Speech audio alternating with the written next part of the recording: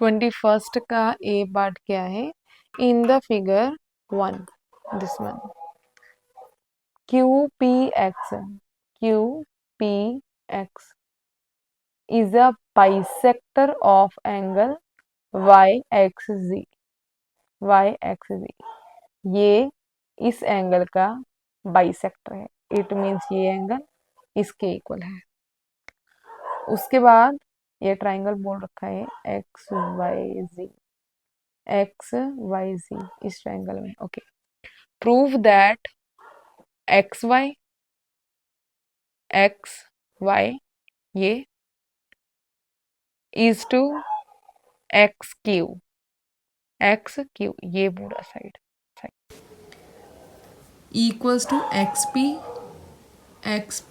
ये इतना सा इज टू XZ ये इतना सा। ओके, तो अब ये जो दो साइड्स हैं वो इस पूरी ट्रायंगल की हैं, राइट, और ये जो दो साइड्स हैं वो इस इतनी ट्रायंगल की हैं। तो इसका हमें क्लियर है कि ये दो ट्रायंगल्स को हमें सिमिलर प्रूव करना है, तभी उनकी साइड्स की रेशियो इक्वल प्रूव कर पाएंगे। एक तो ये इतनी ट्रायंगल, दूसरा ये वाली ट्रायंगल। अब इन दोनों को सिमिलर कैसे प्रूव करेंगे? एक तो ये एंगल इसके इक्वल दे रखा है, गिवन है, और दूसरा एंगल जो हम इक्वल लिख सकते हैं वो है ये एंगल एंड ये एंगल, बिकॉज ये एक आर्क है, कॉमन आर्क है, और ये सेम सेगमेंट पर एंगल सबटेंड कर रही है, तो ऑब्वियसली ये दोनों एंगल आपस में इक्वल होंगे। Angle Q equals to angle Z, क्यों? Angles in the same segment. दूसरा, this angle equals to this, why? ये गिवन है। तो सबसे पहले यही लिखेंगे,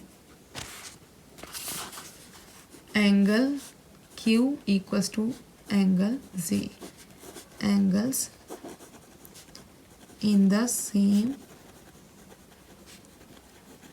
सेगमेंट। दूसरा ये एंगल PXZ इक्वल्स टू ये एंगल PXY, क्यों इक्वल है? ये गिवन है। As QPX is a bisector of angle YXZ।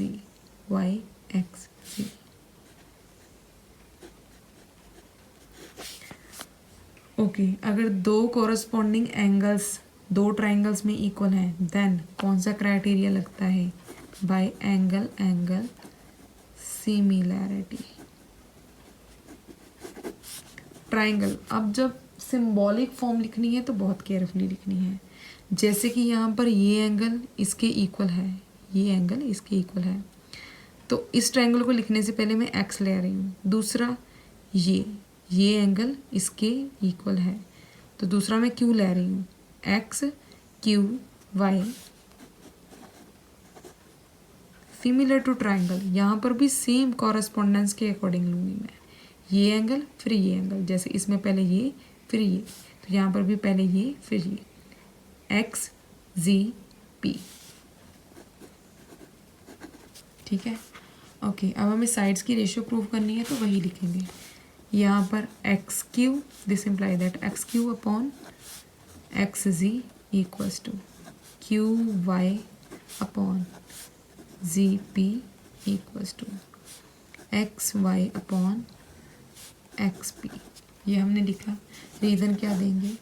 Ratio of corresponding sides of similar triangles are equal. Okay, अब हमें प्रूफ क्या करना है? यहाँ पर देखो, XY कहाँ पर है? XY ये रहा, इज टू XQ कहाँ पर है? ये। दूसरा XP ये इज टू XZ ये। इसमें इसका मतलब क्या है कि इसको इग्नोर करना है, इन दोनों को लेना है हमें। X Q simply the X Q upon X G, X Y upon X P. अब देख लो किसके साथ क्या चाहिए। एक्स वाई अगर ऊपर है तो नीचे क्या है, एक्स क्यू, ये नीचे चाहिए।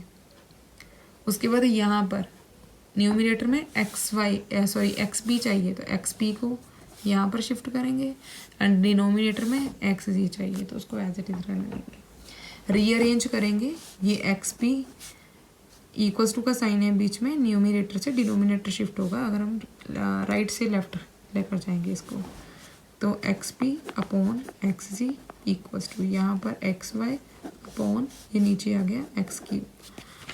अब इसको क्या लिख सकते हैं, X Y is to X Q equals to, इसको क्या लिख सकते हैं, X P is to X G. इतना तो मालूम है ना, ऊपर वाला पहले लिखते हैं नीचे वाला बाद में, ऊपर वाला पहले नीचे वाला बाद में। यही हमें प्रूव करना था सेम, ठीक है। और वैसे तो ये सारा सेम ही है। अगर कभी आपको सॉल्व करते टाइम ऐसा आ जाए कि यहाँ पर जी एक्स आ गया, तो उसको बस जो प्रूव करना है उसके अकॉर्डिंग एक्स जी लिख देना है, क्योंकि जी एक्स और एक्स जी दोनों सेम ही है, ठीक है। इतनी छोटी सी बात के लिए कंफ्यूज नहीं आना होना कि मेरा तो ऐसे आ रहा है, तो उसको आप लिख सकते हैं चेंज करके, दोनों का मतलब सेम ही होता है।